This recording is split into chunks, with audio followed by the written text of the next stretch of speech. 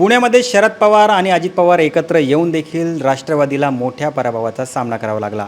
भाजपचं कमळ या ठिकाणी फुललेलं आहे, पण राष्ट्रवादीचा घड्याळ बंद पडलेला आहे. आणि याच विषयी बोलण्यासाठी आपल्यासोबत माझा सहकारी अभिजित आहे. अभिजित, यामागे नेमकं कारण काय असू शकतं? पुण्याची निवडणूक चर्चेत आली, त्याला एक 2-3 महत्त्वाची कारणं होती. एक तर म्हणजे दोन्ही राष्ट्रवादी त्या ठिकाणी एकत्र आल्या. बरोबर. म्हणजे ही राष्ट्रवादी विलिनीकरणाची सुरुवात म्हणावी लागेल आपल्याला.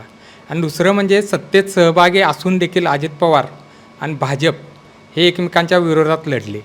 आणि विरोधात लढताना मैत्रीपूर्ण लढत होईल अशी अपेक्षा असताना देखील अजित पवारांनी जे टोकदार टीका केली भाजपवर, त्यानंतर पिंपरीतली आणि पुण्यातली लढत चर्चेत आली. महत्त्वाचं म्हणजे आपण पहिल्यांदा पुण्याचं बोलूया. पुणेकर नेहमीच मतदानाविषयी जागरूक असतात, त्यांच्या प्रश्नाविषयी जागरूक असतात असं म्हटलं जातं.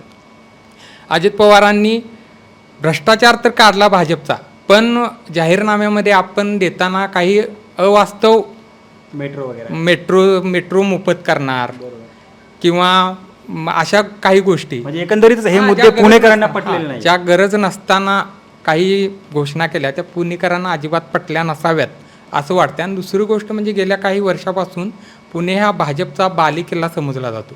तिथं विकासाबरोबरच बाकीच्या गोष्टी तुम्हाला सत्ता समीकरणं जुळवून आणली पाहिजेत. आणि सुरुवातीलाच दोन्ही राष्ट्रवादी एकत्र येताना प्रशांत जगतापांसारखा निष्ठावान कार्यकर्ता बाहेर पडला आणि बऱ्याच ठिकाणी अजितदादांनी डोळ्यात दिसेल अशा अंधेकरांना उमेदवारी दिली आणि त्याचं समर्थनही केलं. त्यानंतर अजित पवारांनी 70,000 कोटीच्या सिंचन घोटाळ्याचा विषय काढला आणि आम्ही मांडीला मांडी लावून बसतोय, माझ्यावर आरोप झाले, ते झाले का, अशा पद्धतीचा पण विषय काढून स्वतःच एका प्रकारे हिट विकेट दिल्यासारखं झालं. पण महानगरपालिकेमध्ये अजित पवारांची एक वेगळी हवा पुण्यामध्ये राहिलेली आहे. पण भाजपने नेमकं अजित पवारांच्या सत्तेला सुरुंग कसा लावला? हेच मी सांगतो तुम्हाला की अजित पवारनी टेम्पो तर वाढवला, पण तो टेम्पो वाढवत असताना स्वतःच हिट विकेट जाण्याचा, म्हणजे मेट्रोचा असेल किंवा बाकीचे प्रश्न असतील. आणि दुसरी गोष्ट, पुण्यामध्ये भाजपचं केडर हे खूप ग्राउंड लेवलला स्ट्रॉंग आहे. आणि बऱ्याच वर्षापासून म्हटलं तरी चालेल, पुण्यामध्ये अजितदादांनी म्हणावं तेवढं लक्ष दिलं नाही. मागच्या वेळी महापालिकेची सत्ता गेल्यानंतर अजितदादा तेवढ्या प्रमाणात ॲक्टिव्ह दिसले नाही जे 10 वर्षापूर्वी होते.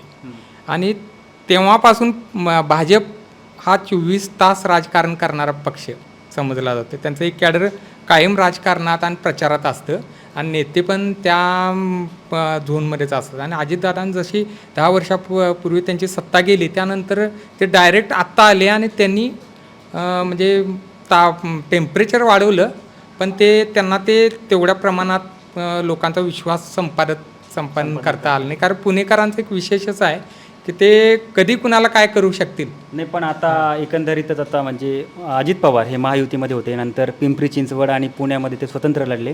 पण आता निकाल जरा वेगळाच आला. पण आता यानंतर महायुतीमध्ये अजित पवारांचं वजन कमी होईल का?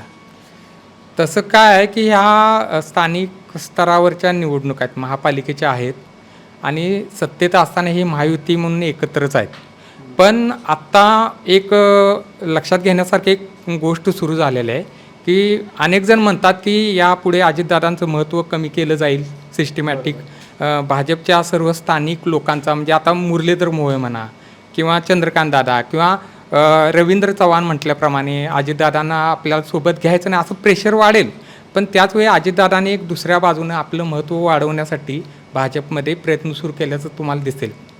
म्हणजे विलिनीकरणाचा हा मुद्दा, जसं हां, राष्ट्रवादीचं विलिनीकरण जर भविष्यात झालं किंवा प्रोसेस झालं तर शरद पवारांच्याकडचे जे 8 खासदार आहेत ते अजितदादांकडे मिळतील. आणि राज्यात जरी तुम्हाला गरज नसली तरी केंद्रात खासदारांची गरज आहे भाजपला.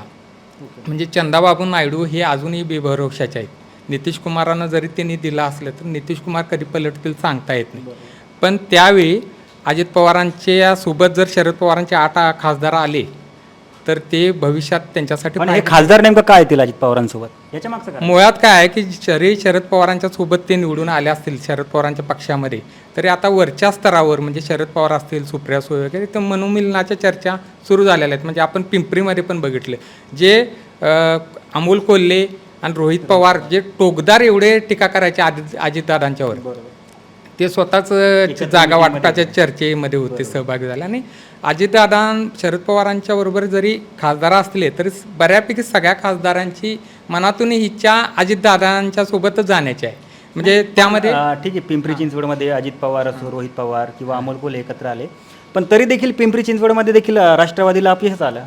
ते बघा काय आहे की स्थानिक लेवलच्या इलेक्शनमध्ये कशा पद्धतीने लोक विचार करतील, स्थानिक मुद्दे महत्त्वाचे असतात, किंवा आता विश्वासार्हतेचा पण मुद्दा असेल की दोन्ही राष्ट्रवादी एकत्र येत आहेत, लोकांना पटलं नसेल, हे पण स्थानिक लेवलचे प्रश्न खूप वेगळे असतात, त्यामुळे कदाचित झालं असेल. नाही, आणि पिंपरी चिंचवड असो किंवा पुणेमध्ये असो, या ठिकाणी शिंदेची शिवसेनेची किंवा ठाकरेची शिवसेनेची कामगिरी ही म्हणजे खूपच अशी बेकार पाहायला मिळाली. यामागचं नेमकं गणित काय होतं? पहिलं तर म्हणजे आता भाजपचं आता राजकारण असं आहे, देवेंद्र फडणवीसांचं विशेषतः, की त्यांना विरोधकांचे स्पेसच संपवायचे. त्यातून हा डाव सुरू झाला की पिंपरी आणि पुण्यामध्ये अजितदादांची आणि भाजपची ताकद असल्यामुळे एकमेकांच्या विरोधात लढले. कारण एकत्र लढले असते तर यांना विरोधक तयार झाला असता, म्हणजे एकंदरीत शरद पवार समजा किंवा काय, तर ते विधानसभेसारखे हवा होऊन परत विरोधात वातावरण जाणं असं झालं असतं. देवेंद्र फडणवीसांनी बऱ्याच ठिकाणी सत्तेतलीच लोक म्हणजे एकनाथ शिंदेंच्या विरोधात लढलेत. आता नवी मुंबईतलं उदाहरण घेतलं, शिंदे आणि भाजपमध्येच लढत होते, एवढे ठाकरेंच्या हवा असताना ते कुठंच चर्चेत नव्हतं. तसाच प्रकार झाला पिंपरी चिंचवड आणि पुण्यामध्ये. फक्त भाजप आणि राष्ट्रवादी म्हणजे अजित पवारांचंच चर्चा झाली.